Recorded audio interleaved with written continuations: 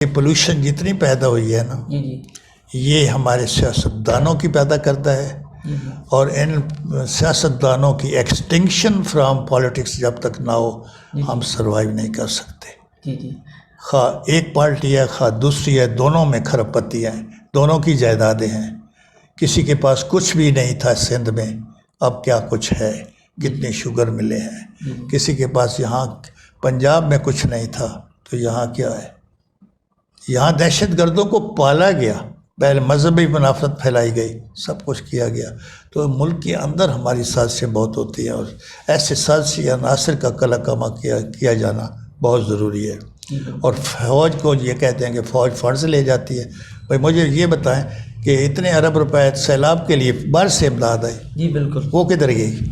کہاں کو ایک ڈیم بنا؟ میں تو یہ سمجھتا ہوں کہ فوج نے تو ہماری سرحدوں کی حفاظت کی ہے، ہماری سیاستدانوں کے ایکشنز کی وجہ سے، ان کی غلط پالیسی کی وجہ سے، ان کے لالچ کی وجہ سے، ان کی لوٹ مار کی وجہ سے ہمارا ملک کمزور ہوا ہے۔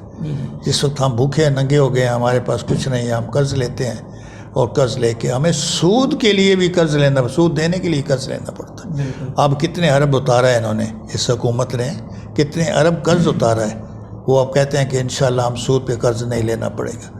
اب وہ ہے، اور ڈیولپمنٹس ہو رہی ہیں، یونیورسٹیوں کی پروپوزل ہیں، اور پروپوزلز ہیں، غریبوں کے لیے پروپوزل ہیں، جوانوں کا وہ کنسٹرکشن کے پروگرام دیے ہیں۔ آپ کو یہ کہتا ہے کہ ایک سال تو اس حکومت کو ہوا نہیں، انہوں نے یہ کیا کہ بھائی آپ نے 72 سالوں میں کیا کیا ہے؟ بالکل، اب ایک سال اس سے کیا توقع رکھتے ہیں؟ اسے ٹائم تو دیں۔ بالکل، دیانتدار آدمی ہے، اس کے کریکٹر پہ کوئی بلاٹ نہیں ہے، اس نے کوئی پیسہ کھایا نہیں، باہر سے پیسہ لے آیا ہے، اور یہ سیاستدان یہاں کا پیسہ باہر لے گئے۔ بالکل۔